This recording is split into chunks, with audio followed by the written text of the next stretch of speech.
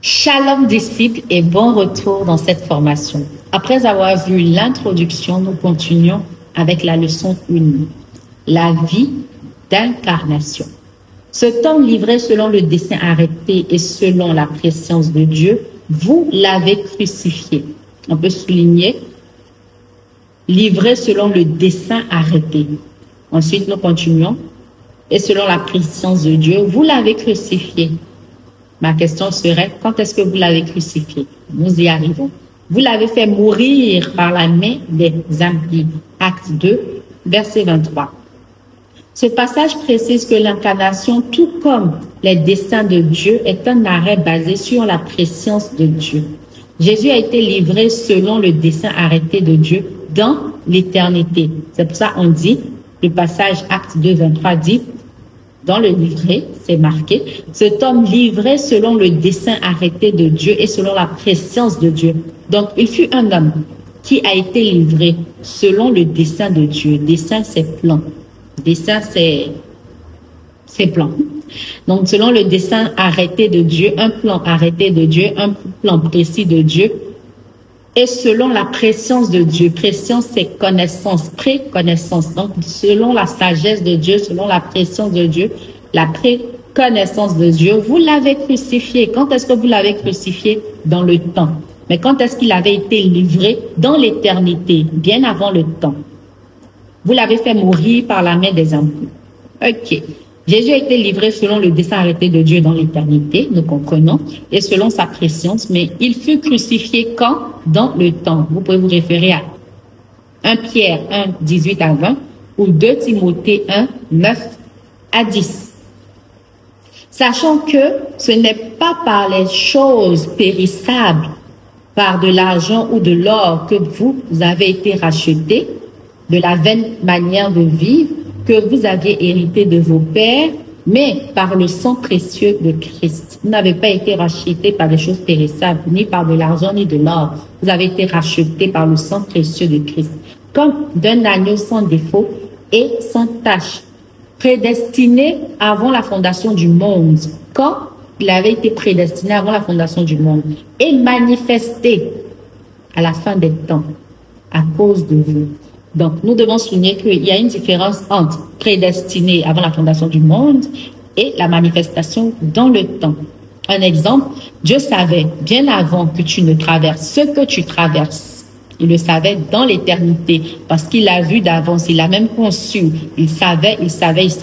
Mais toi, tu savais pas. C'est quand tu as manifesté dans le temps ce miracle ou cette situation ou quelque chose que s'est manifesté dans ta vie, c'est là que tu as pris connaissance. Est-ce qu'on se suit?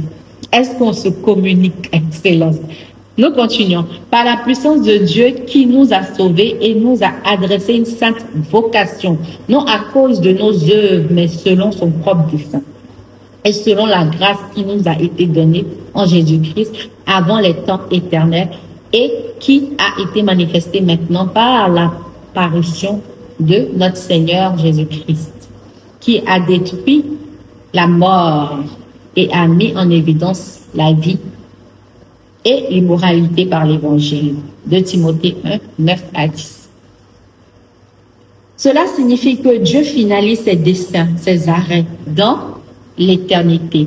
Le mot à mettre dans l'espace, c'est le mot éternité.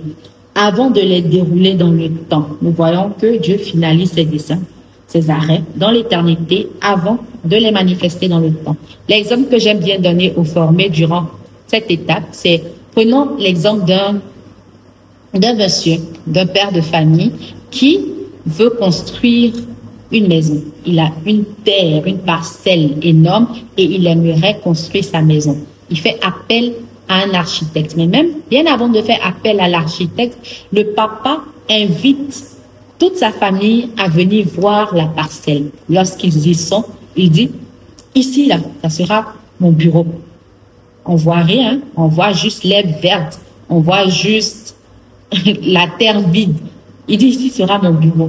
Et ici sera la douche. Et ici sera le salon. Et j'en passe.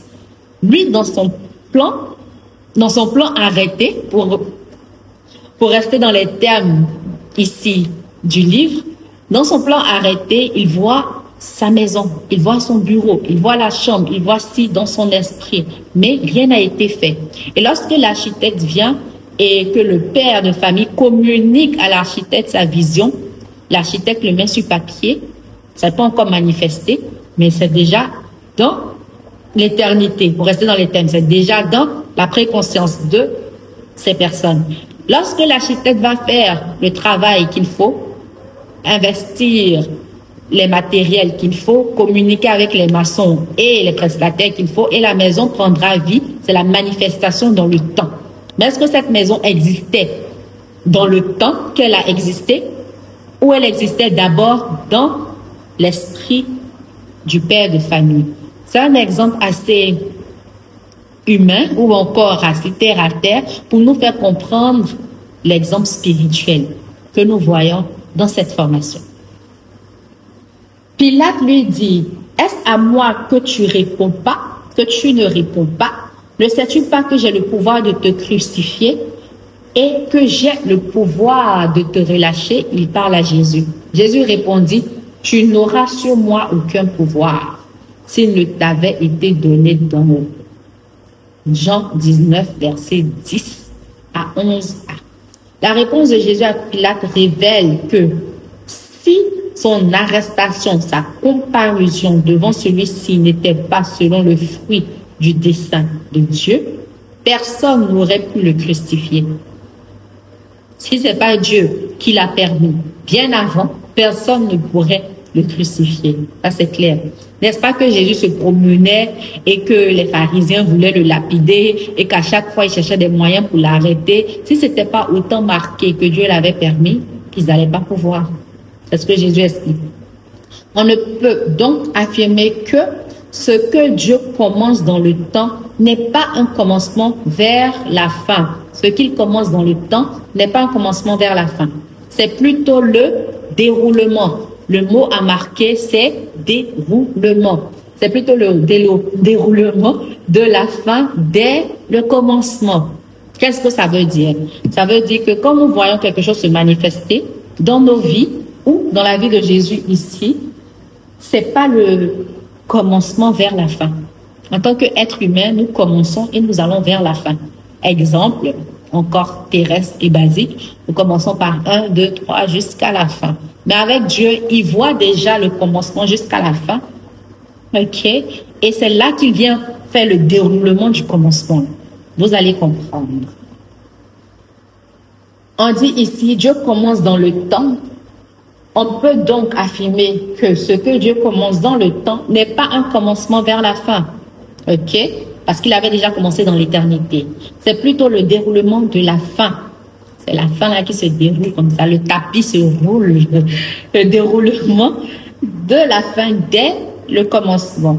Alors que l'homme commence et achève par la suite, Dieu, lui, il termine dans l'éternité avant de dérouler ses desseins dans le temps. Est-ce que vous avez des questions? Si oui, je vous laisse un numéro WhatsApp que vous pourrez toujours joindre. C'est le plus 225 07 47 85 51 31. Nous continuons. La création n'est donc pas le commencement du dessein de Dieu, mais plutôt le commencement du déroulement de son dessein dans le temps. C'est magnifique. Notez ceci, disciples. Dans la sagesse éternelle de Dieu, l'incarnation précéda la création. On est d'accord. Le mot à remplir, c'est création. Dans la sagesse éternelle de Dieu, l'incarnation précéda la création et la rédemption précéda la chute. Cette sagesse, Paul révèle qu'elle est mystérieuse et cachée, que Dieu, avant les siècles, avait destinée pour notre gloire. Sagesse qu'aucun des chefs de ce siècle n'a connue, car s'ils l'eussent connue, ils n'auraient pas crucifié le Seigneur de gloire. Bien évidemment, s'ils savaient tout ça, c'est un mystère caché. Mais s'ils savaient ce plan que Dieu avait, ils n'allaient pas le tuer.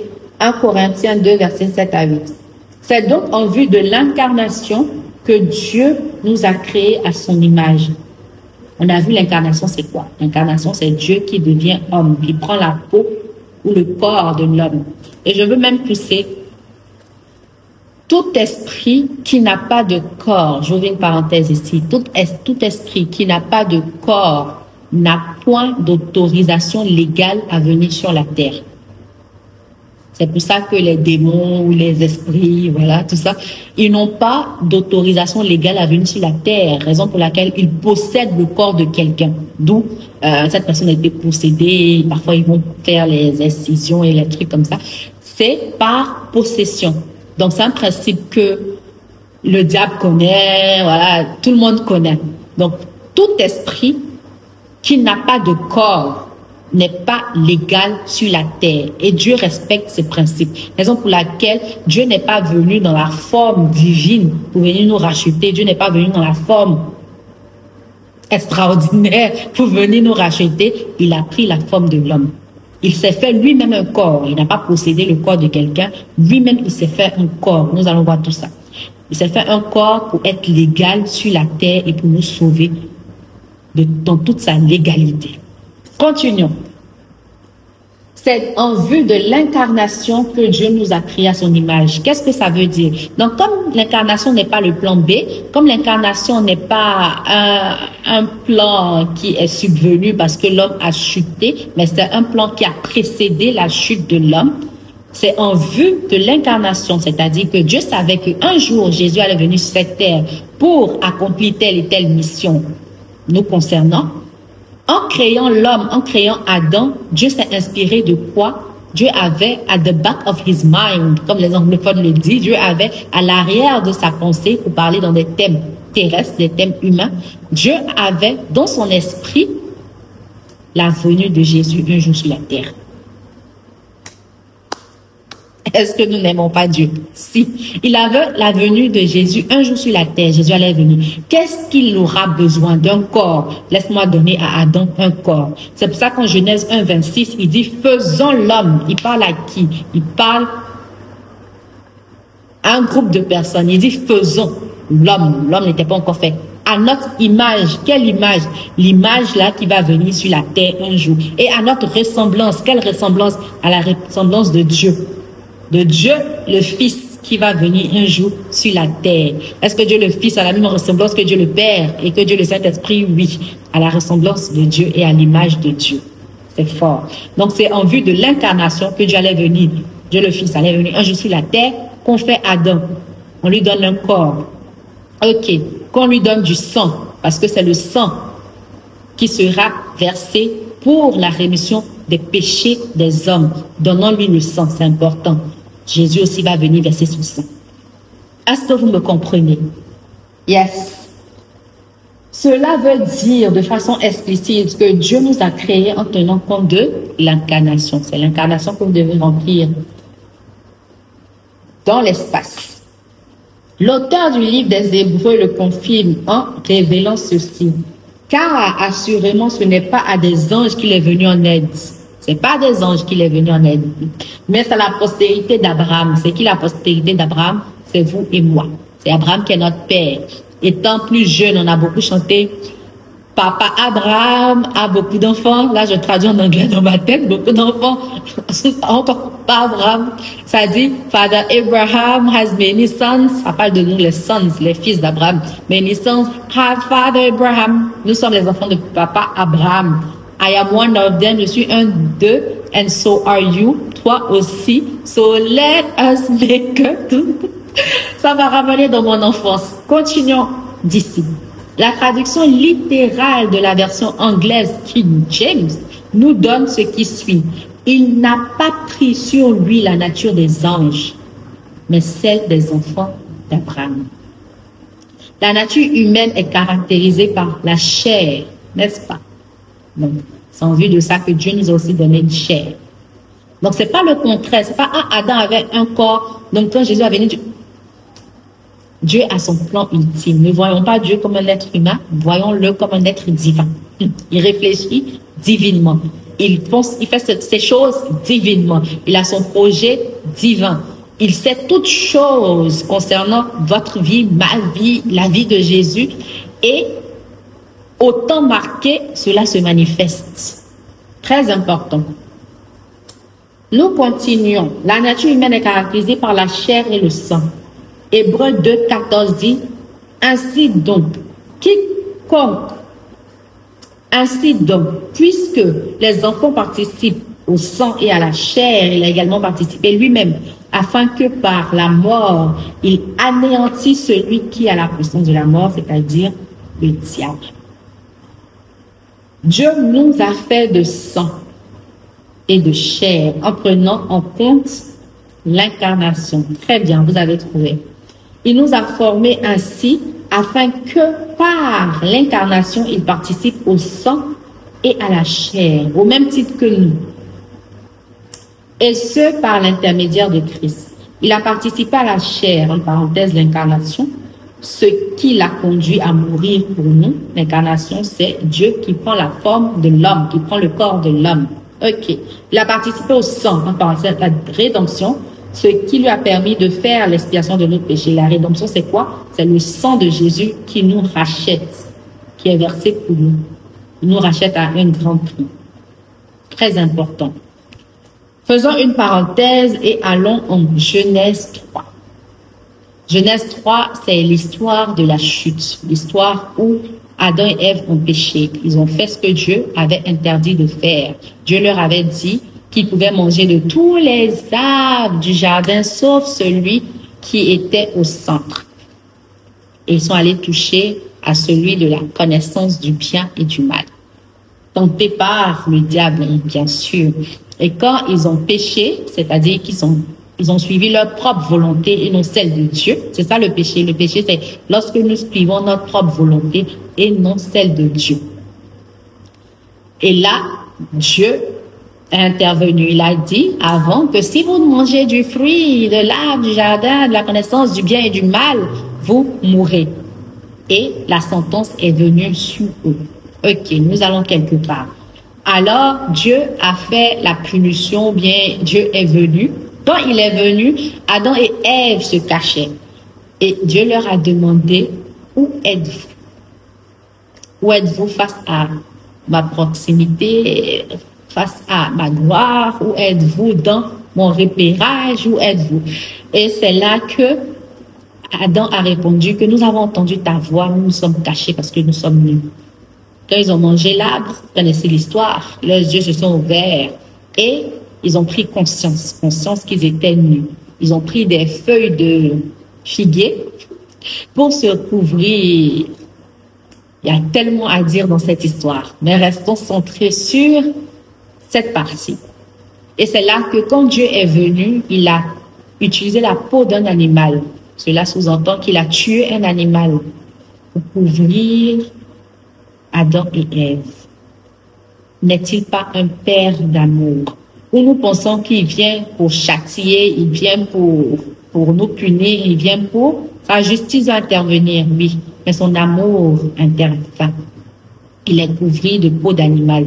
Et le message que Dieu est en train de donner bien avant que vous et moi nous soyons sur cette terre, à Adam et Ève qui étaient les premiers êtres humains, il montre l'histoire de Christ, l'histoire de Jésus, l'histoire de la croix. Que un jour, à cause de péché, quelqu'un viendra pour vous recouvrir, non seulement de par son sang qui efface les péchés, mais de sa robe de justice.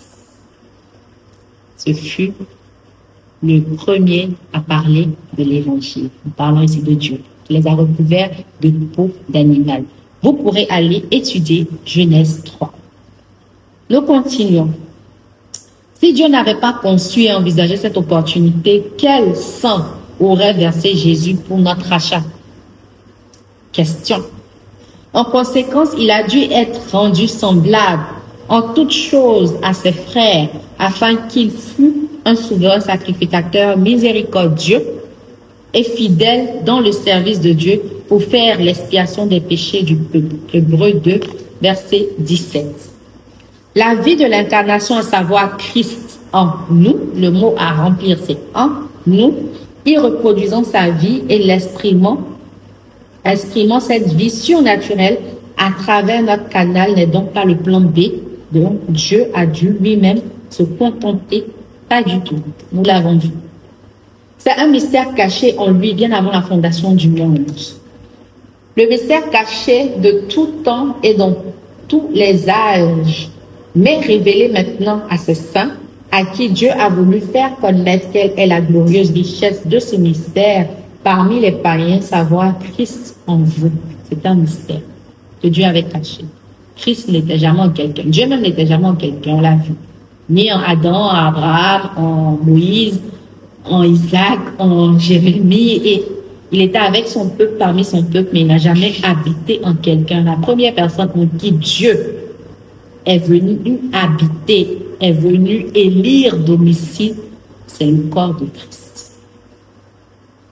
Dieu le Fils est venu habiter dans un corps qu'on appelle Jésus. Ok.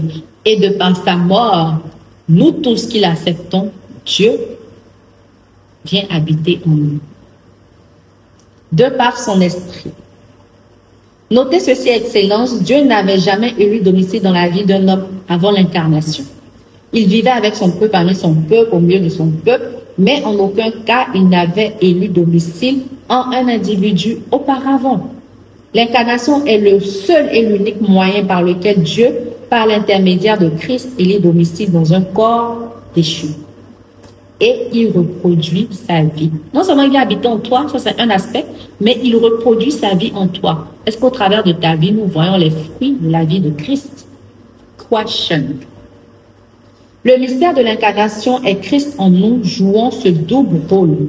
Christ vient en nous pour jouer un double rôle, lequel il imprime sa vie en nous et il exprime cette vie divine par notre canal. Tout esprit a besoin d'un corps pour y imprimer sa vie et l'exprimer par le canal de celui-ci. C'est pourquoi Christ, entrant dans le monde, dit « Tu n'as voulu ni sacrifice ni offrande, mais tu m'as formé un corps. » Hébreux 10, verset 5. La question qui mérite notre réflexion est la suivante. Quel corps Dieu a-t-il formé pour Christ aujourd'hui? Quel corps Dieu a-t-il formé pour Christ aujourd'hui? Vous comprenez alors pourquoi l'Église est appelée le corps de Christ. C'est ça. C'est dans ce corps que Dieu imprime la vie de Christ aujourd'hui. C'est par ce corps que Dieu exprime la vie de Christ aujourd'hui. C'est par son canal que Dieu fait mouvoir sa puissance sur terre aujourd'hui. C'est grâce à vous que Christ est visible aujourd'hui. C'est par vos pieds qu'il se déplace. C'est par votre voix qu'il est entendu aujourd'hui. Galates 2, verset 20 dit, Paul exprime mieux cette vérité quand il affirme « J'ai été crucifié avec Christ ». Et si je vis, ce n'est plus moi qui vis, c'est Christ qui vit en moi. Si je vis maintenant dans la chair, je vis dans la foi au Fils de Dieu, qui m'a aimé et qui s'est livré lui-même pour moi. Le verbe vivre est répété 5 fois dans ce seul verset. J'ai été crucifié avec Christ, si je vis.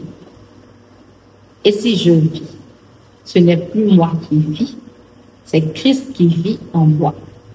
Si je vis maintenant dans la chair, je vis dans la foi au Fils de Dieu qui m'a aimé et qui s'est livré lui-même pour moi.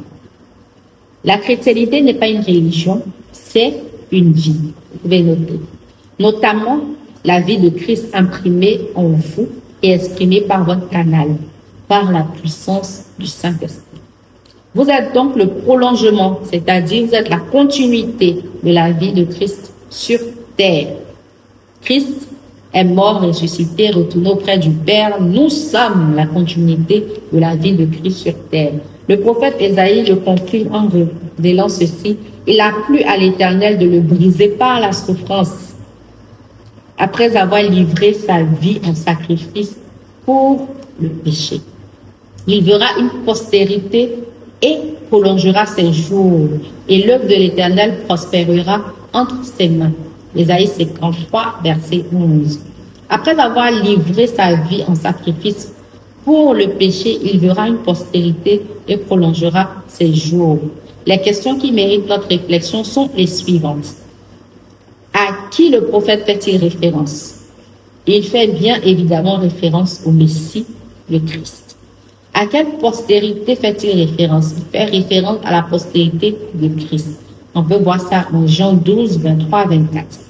Que veut dire prolonger les jours de Christ? Prolonger ces jours, c'est étendre la vie de Christ aux extrémités de la terre. D'où il nous envoie faire la grande commission. Allez faire de toutes les nations des disciples. Qui prolongera les jours de Christ sur terre? C'est vous qui avez la vie de Christ en vous. Disciples, c'est vous, c'est moi. Et Dieu nous a dit. Vous êtes la postérité de Christ. Et c'est entre vos mains, entre parenthèses, ces mains prolongées, que l'œuvre de l'Éternel prospérera. En vérité, je vous le dis, celui qui croit en moi, c'est Jésus qui parle, fera aussi les œuvres que je fais, et il en fera de plus grandes. Parce que je vais au Père. Jean 14, verset 12. En tant qu'extension du Seigneur Jésus-Christ, vous êtes le canal, le mot rempli, c'est canal, par lequel la vie, la puissance et la gloire de Dieu s'expriment sur terre aujourd'hui. Vous êtes l'expression visible, le mot rempli, c'est visible. Vous êtes l'expression visible de Christ sur terre. En réalité, Christ en vous, c'est le Père lui-même qui est en vous. Jésus l'affirme, si quelqu'un m'aime, il gardera ma parole, et mon Père l'aimera. Nous viendrons à lui et nous ferons une demeure chez lui. Jean 14, verset 23. La vie de Christ est la vie même de Dieu imprimée en vous et exprimée par votre canal. Vous êtes la continuité de Christ sur terre. C'est la vérité que Saül ignorait lorsqu'il persécutait l'Église. Que Saul ignorait. Face à son acharnement contre les disciples, Jésus le questionna en ces termes. Saul, Saul, pourquoi me persécutes-tu? Il répondit, qui es-tu, Seigneur? Et le Seigneur dit, je suis Jésus que tu persécutes. Il te serait dur de régimber contre les égayants. Acte 9, 4 à 5. Il croyait avoir affaire à un simple groupe de personnes sans savoir qu'en s'en prenant aux disciples de Christ, ils s'en prenaient au Seigneur Jésus-Christ et par extension à Dieu le Père lui-même. Il n'est donc pas étonnant d'entendre Jésus dire, celui qui vous reçoit me reçoit et celui qui me reçoit reçoit celui qui m'a envoyé. Matthieu 10, 40.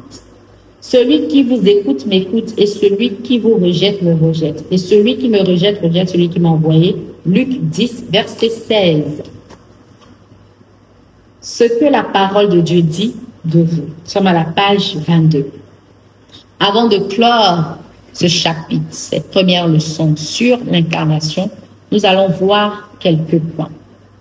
Vous êtes celui ou celle qui prolonge les jours de Christ sur terre. Vous pouvez personnaliser. Je suis celle, me concernant, qui prolonge les jours de Christ sur terre.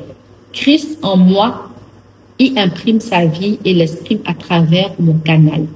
C'est par moi, c'est par mon canal que Christ est visible sur la terre aujourd'hui. Ce n'est plus moi qui vis, c'est Christ qui vit en moi. Celui qui me voit a certainement vu le Christ. Vous pourrez personnaliser ces points-là tout concernant et les répéter quotidiennement. C'est ici que prend fin la première leçon. Nous allons prier. Père, nous te bénissons, te rendons grâce. Merci car nous avons vu que tu as laissé ta demeure, ta gloire, tes prestiges et tout ce qui t'identifie divinement pour l'incarnation, pour venir prendre la forme d'un homme, pour être humilié jusqu'à la croix, pour mourir pour nous racheter, pour reconnecter notre identité et notre intimité d'avec Dieu. Tu l'as fait par amour, l'amour ultime, et nous te sommes reconnaissants. Merci Seigneur Jésus pour tout. Aide-nous à nous laisser ton esprit imprimer ta vie en nous et aussi l'exprimer par notre canal, par notre vécu, par notre histoire, par notre témoignage. Dans le précieux nom de Jésus que nous allons prier. Amen. Amen, disciples, c'est avec joie que je vous ai servi. Moi, c'est sous le règne Amwako. N'hésitez pas, si vous avez des questions, des suggestions, des contributions, à m'envoyer un message au plus 225 07 47 85 51 31. Shalom et rendez-vous dans la leçon 2 où nous parlerons de l'image de Dieu. Mais comme vous avez votre manuel, je vous incite à me dévancer, à lire d'avance, à terminer le livret, à remplir les pages et les cases vides. Et nous nous reverrons très bientôt au travers de nos formations. Shalom.